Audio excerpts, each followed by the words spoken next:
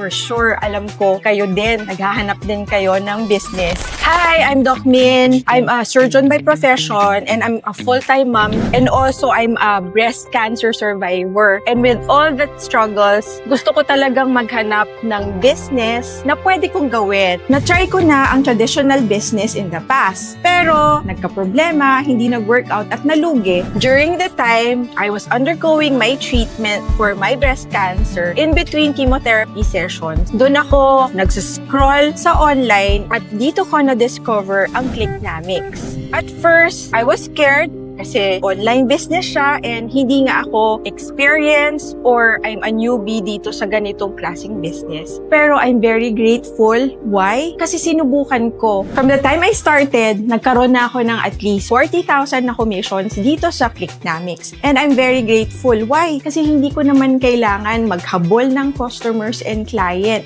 At hindi naman ako hirap. Why? Ginagawa ko lang kasi to sa free time ko. Kasi nga, I'm a very busy mom and busy din po ako sa aking profession. Kaya po sa akin, super swak itong Clicknamics business na I want to share din to all. For sure, alam ko, kayo din, naghahanap din kayo ng business. I hope to be part of Clicknamics. For me, Clicknamics is the best online business. Sayang yung oras. So, dapat mag-decide ka na if you really want to have an online business. Thank you, Clicknamics!